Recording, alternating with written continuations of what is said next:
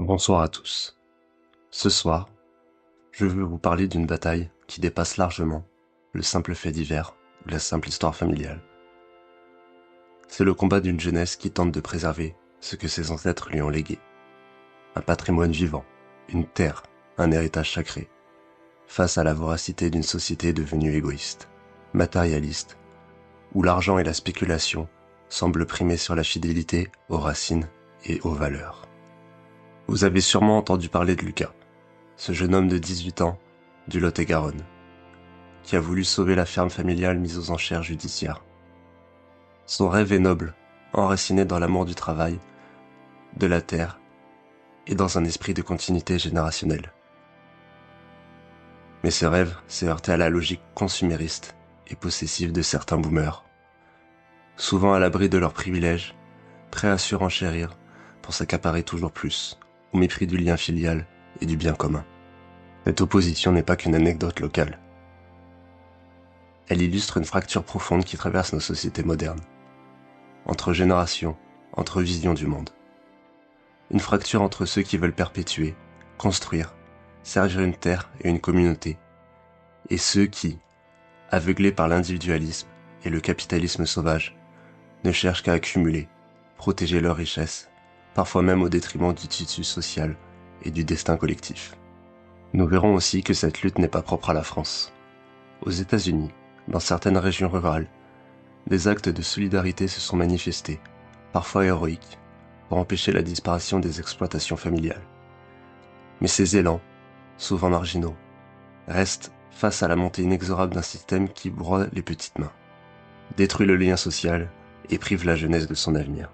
Ce soir, je vous invite à un regard lucide et sans concession sur ce combat, à la lumière d'une philosophie enracinée, chrétienne, qui place la transmission, la justice et le sens au cœur de toute société digne de ce nom. Alors, plongeons ensemble dans cette réalité qui nous interpelle tous. Car ce n'est pas seulement une question de propriété, mais bien celle de notre civilisation. Il y a quelque temps, dans le paisible Lot-et-Garonne, un jeune homme de 18 ans, Lucas, s'est battu pour ce que beaucoup considèrent comme une évidence, reprendre la ferme familiale de ses grands-parents.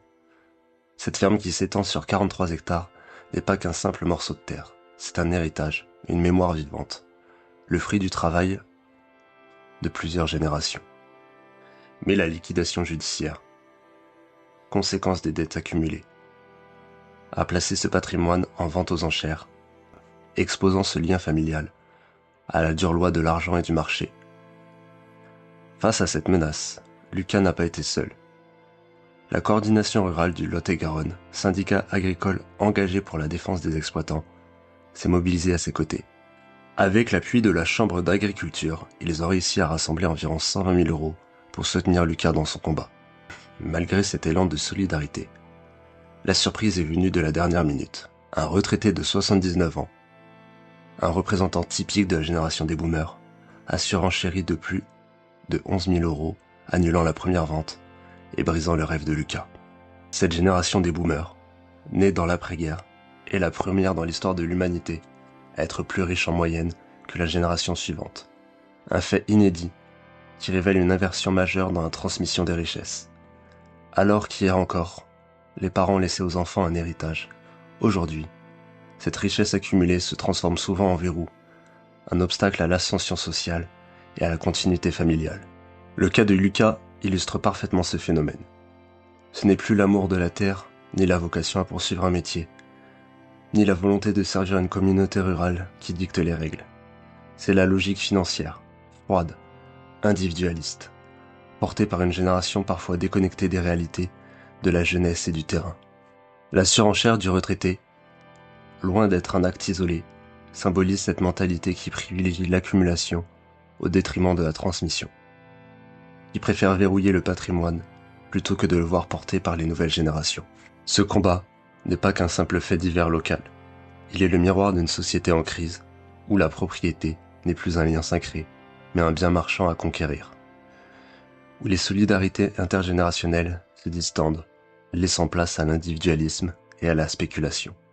Lucas, avec le soutien de la coordination rurale, a incarné cette résistance, cette volonté de renouer avec un ordre naturel des choses. celui de la continuité, du respect des racines et de la responsabilité envers l'avenir. Au-delà de nos frontières, l'histoire de Lucas trouve un écho dans d'autres combats agricoles menés à travers le monde. Aux États-Unis notamment, la dépossession des fermes familiales a généré des actes de résistance à la fois humains, symboliques et profondément enracinés. L'un des épisodes les plus célèbres est celui, largement diffusé sur les réseaux sociaux, d'un jeune fermier du Nebraska nommé David, qui aurait tenté de racheter sa ferme familiale lors d'une vente aux enchères. Selon cette version, plus de 200 agriculteurs locaux se seraient réunis dans la salle des ventes dans un silence total, refusant de surenchérir pour permettre à David de récupérer sa terre. Ce geste, présenté comme une manifestation de solidarité paysanne, a été salué comme un acte de noblesse rurale, une fraternité silencieuse face à la machine impitoyable du marché. Mais cette histoire, bien que belle, relève en partie du mythe. Aucune source solide n'a pu confirmer les détails de cette scène, et plusieurs vérifications factuelles appellent à la prudence. Pourtant, ce récit, qu'il soit exact ou non, dit quelque chose de profond. Il exprime le besoin de croire que face au capital, face à la financiarisation de la terre, il est encore possible de faire bloc, de défendre ensemble un héritage commun. À l'inverse, un exemple bien réel et documenté eut lieu en janvier 1983 dans le comté de Baca, au Colorado. Là-bas, environ 300 fermiers se sont rassemblés pour empêcher la saisie de la ferme de Jerry Wright, l'un des fondateurs du mouvement American Agriculture Movement. Ce mouvement, né dans les années 70, dénonçait déjà l'endettement croissant des petits exploitants, la mainmise des banques et la dérive d'un système agricole sacrifié sur l'autel du profit. La saisie de Jerry a suscité une révolte collective. Certains ont brisé les portes du tribunal, refusant que la terre soit traitée comme une simple marchandise.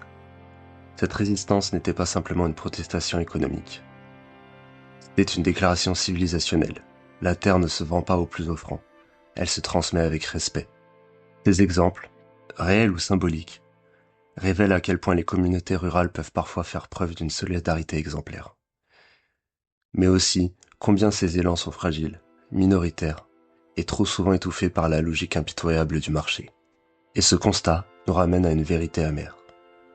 Dans le monde moderne, même la terre, ce bien fondamental, a été livrée aux forces du capital. Là où jadis le fils héritait de la terre du père, dans un cycle de transmission sacré, voilà que s'impose désormais le règne de la surenchère, de la spéculation, de l'accaparement.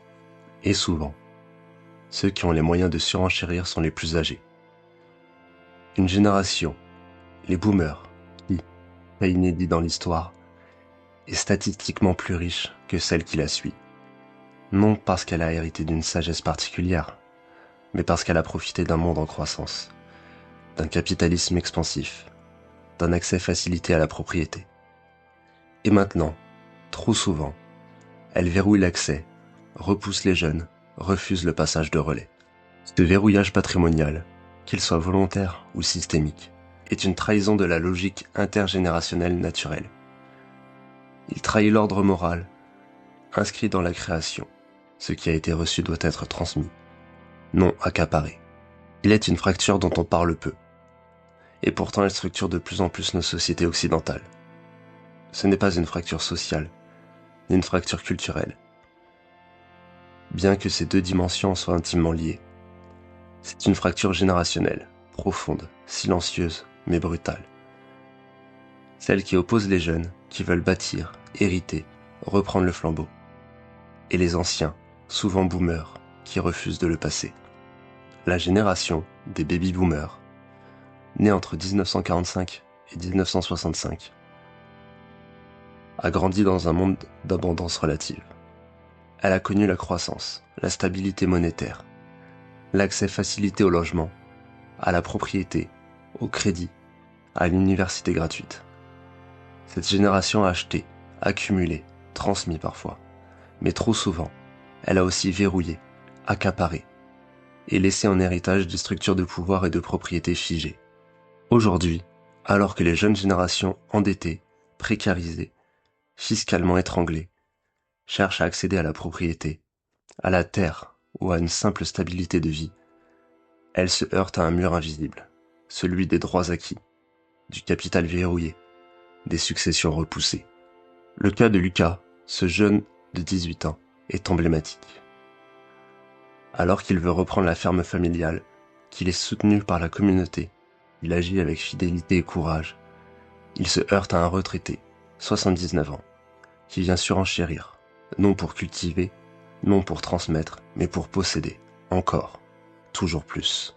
Ce comportement, loin d'être isolé, s'inscrit dans une logique générale, celle d'une génération qui, au lieu de libérer les biens à temps, les conserve jusqu'à la mort, voire au-delà, rendant toute ascension impossible pour les suivants.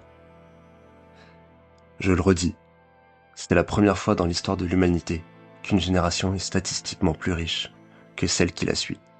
Ce n'est pas anodin, ce n'est pas neutre, c'est un signe de dysfonctionnement civilisationnel. Car, dans l'ordre chrétien des choses, l'héritage n'est pas un droit, mais un devoir. Ce qui a été reçu doit être partagé. Ce que l'on a construit doit servir. La richesse n'est pas une fin en soi, mais un outil au service du bien commun et de la transmission. Mais dans le monde moderne, la richesse est devenue un rempart, une clôture, une forteresse. Et c'est ainsi que le capital immobilier, foncier, agricole, tout ce qui devrait nourrir, loger, permettre à une jeunesse de bâtir, devient une citadelle imprenable. Non seulement inaccessible, mais défendue jalousement par ceux-là même qui, hier, ont tout reçu à bas coût. Et dans ce verrouillage, il n'y a pas que de l'égoïsme, il y a aussi de la peur du déclassement, la peur de perdre, la peur de mourir. Alors on accumule, on surenchérit, on empêche, on retarde, mais on détruit. Car une société qui n'offre plus d'avenir à sa jeunesse est une société condamnée. Et cette fracture ne se résoudra pas par des slogans sur le vivre ensemble ou des incantations progressistes. Elle exige une conversion, une remise en ordre, un retour à une justice fondée sur la hiérarchie naturelle des devoirs. Les anciens doivent transmettre, les jeunes doivent reprendre. C'est le seul moyen de faire société. La terre, dans notre tradition, n'est pas un simple bien parmi d'autres. Elle est un lieu, un héritage, un prolongement de la mémoire familiale et de l'ordre naturel. Elle est ce que l'on reçoit et que l'on transmet, ce que l'on travaille avec ses mains, mais aussi avec son âme. Et dans la vision chrétienne du monde, la propriété n'est jamais un droit absolu.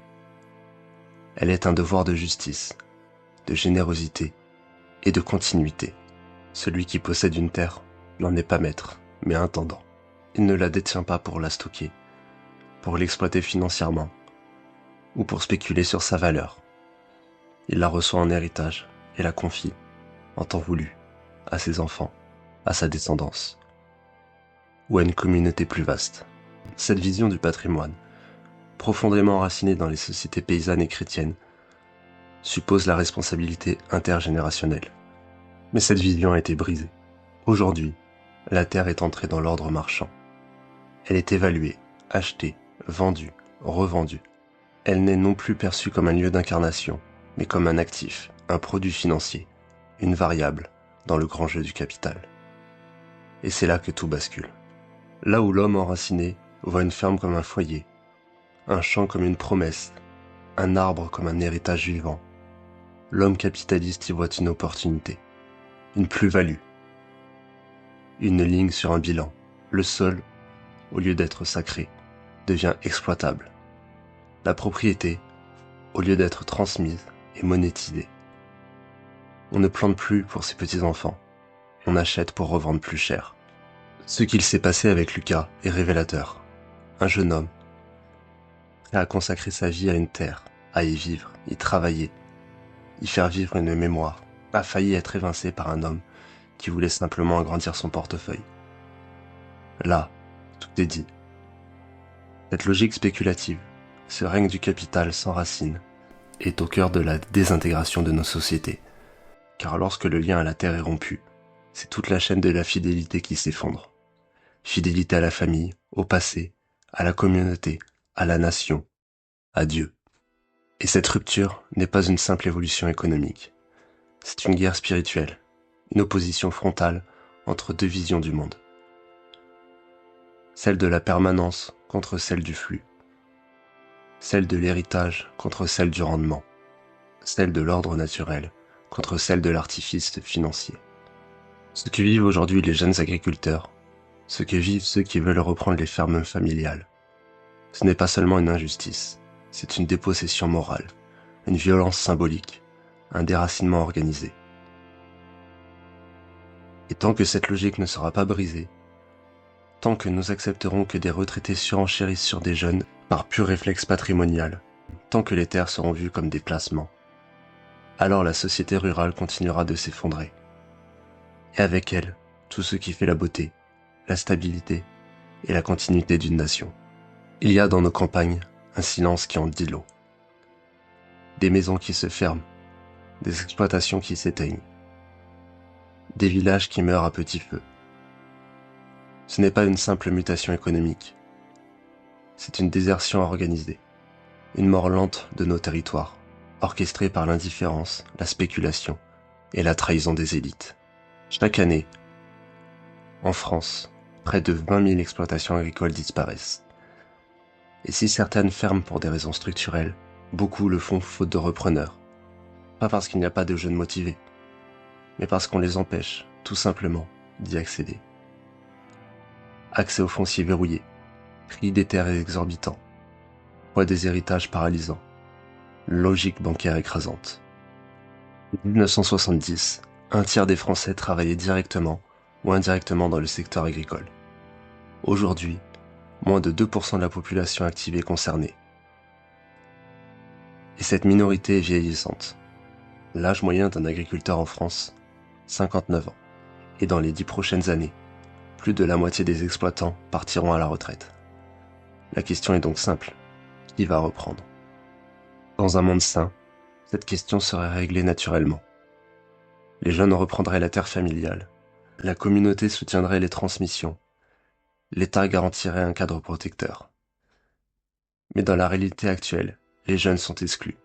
Économiquement d'abord, culturellement ensuite, spirituellement enfin. Car la modernité leur a appris à mépriser le rural, à fuir la terre, à rêver de start-up, de ville-monde, de vie dématérialisée. Et ceux qui veulent rester, ceux qui veulent produire, nourrir, bâtir, on les isole, on les étrangle, on les traite comme des marginaux ou des attardés. Le cas de Lucas n'est donc pas marginal, il est emblématique. Un jeune, prêt à assumer la fatigue, la rudesse, l'incertitude d'un métier noble et difficile, se retrouve empêché par la conjonction du capitalisme vieillissant et du mépris technocratique. Et pendant ce temps, les terres se vident.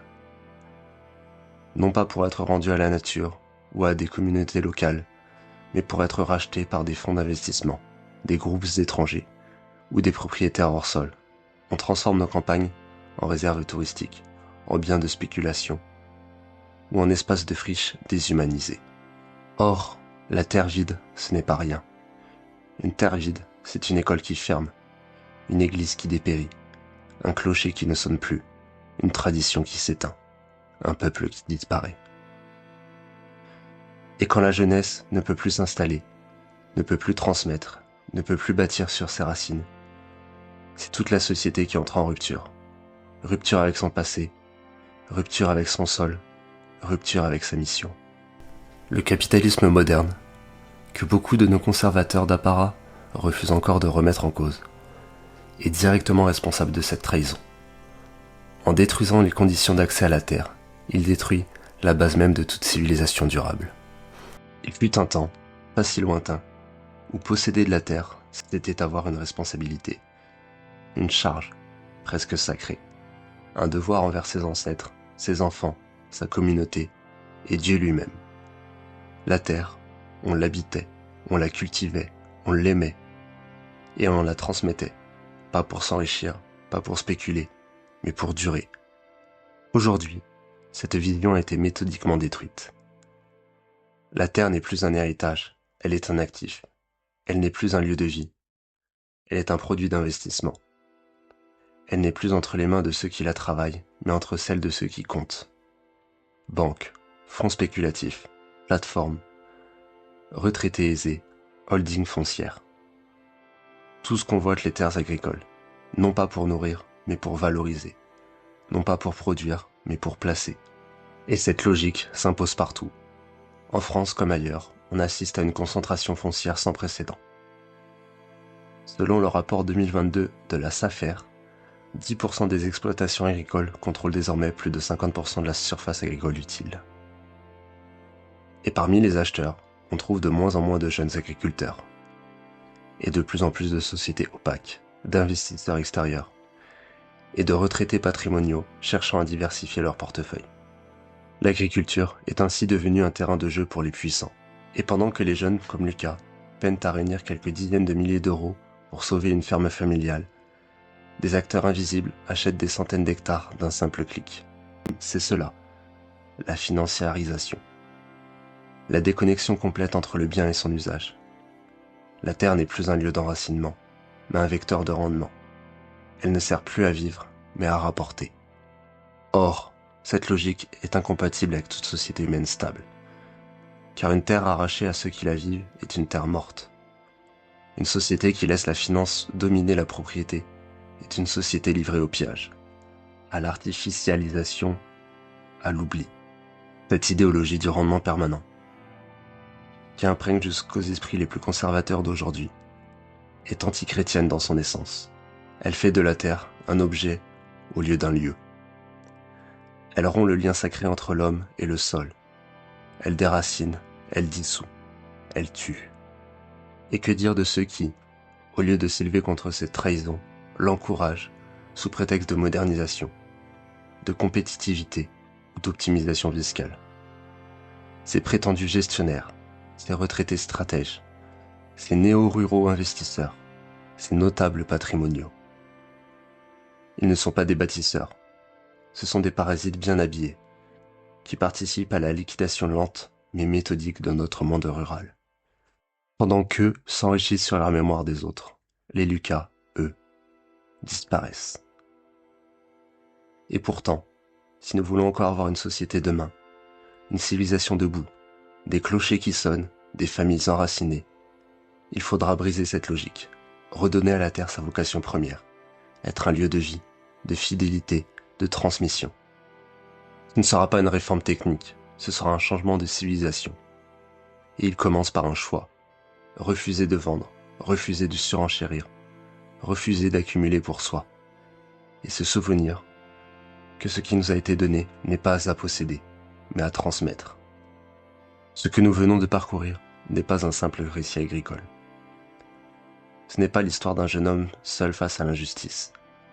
C'est le miroir d'une époque, le révélateur d'une fracture, d'un basculement, d'un effondrement. Quand un jeune de 18 ans doit supplier pour racheter la terre de ses grands-parents, pendant qu'un retraité surenchérit froidement comme on empile des actions en bourse, ce n'est pas seulement Lucas qu'on assassine, c'est la France des clochers, des sillons, des lignées, des villages vivants. Quand la terre devient produit d'investissement, quand la ferme devient objet spéculatif, quand la transmission devient combat juridique, alors la civilisation chancelle. Cette société capitaliste, qui prétend défendre la propriété, mais qui détruit l'héritage, est une imposture.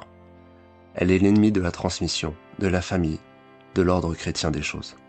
Et cette génération des boomers, qui aurait dû être un pont entre deux mondes, est trop souvent devenue un rempart, un mur, un poids mort sur l'avenir. Refusant de passer la main, refusant de transmettre, refusant de laisser place, elle étouffe ceux qui voudraient encore faire durer. Il ne s'agit pas d'appeler à la guerre des générations, mais à la fin d'une logique toxique, d'un cycle d'accumulation égoïste, d'un règne du capital sans âme. Il est temps de réhabiliter la propriété ordonnée au bien commun. De rappeler que posséder sans transmettre, c'est trahir. Que spéculer sur la terre, c'est profaner. Que celui qui empêche un fils de reprendre la terre de son père se rend coupable d'un crime contre la mémoire. Nous devons choisir, ou bien continuer sur cette voie, celle du capitalisme vieillissant, de la ruralité vide, des jeunes dépossédés, ou bien retrouver le chemin de la fidélité, celui de l'enracinement, du sacrifice, de la transmission. Entre nos mains, pas entre celles des fonds d'investissement, ni des notaires, ni des agences, entre nos mains. Celles de ceux qui veulent encore bâtir, celles de ceux qui croient encore que l'homme vaut plus que le marché, que la terre vaut plus que l'euro, que l'avenir vaut plus que les dividendes. Car au bout du compte, sauver la terre, c'est sauver la civilisation. Malheur à ceux qui ajoutent maison à maison et joignent champ à champ, jusqu'à ce qu'il n'y ait plus d'espace et que vous habitiez seul au milieu du pays.